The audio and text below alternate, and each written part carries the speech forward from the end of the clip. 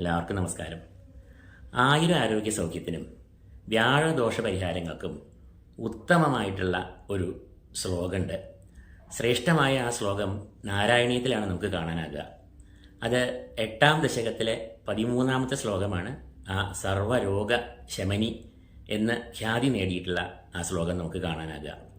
അത് എങ്ങനെയാണ് ചെല്ലേണ്ടത്, എപ്പോൾ ചെല്ലണം, വ്യാഴാഴ്ചകളിൽ ചെല്ലിയാലുള്ള ഗുണം എന്താണ്, നിത്യേന ചെല്ലേണ്ടവർ ആരൊക്കെ എന്നുള്ള കാര്യങ്ങളാണ് നമ്മളിവിടെ പറയുന്നത്. അതിന് മുന്നോടിയായിട്ട് നമുക്കത് ആ ശ്ലോകം എന്താണെന്നും അതിൻ്റെ അർത്ഥവും ഇവിടെ നമുക്ക് പറയാം.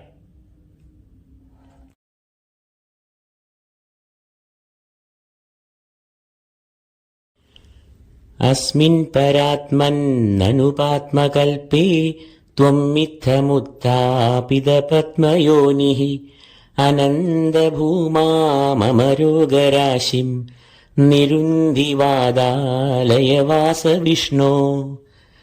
അസ്മിൻ പരാത്മന്നനുപാത്മകൽപേ ത്വം മിഥമുത്ഥാപിത പത്മയോനിഃ അനന്തഭൂമാമരോഗരാശിം നിരുന്ധിവാദാലയവാസ വിഷ്ണോ. അസ്മിൻ പരാത്മന്നനുപാത്മകൽപേ ത്വം മിഥമുത്ഥാപിത പത്മയോനിഃ അനന്തഭൂമാമരോഗരാശിം നിരുന്ധിവാദാലയവാസ വിഷ്ണോ.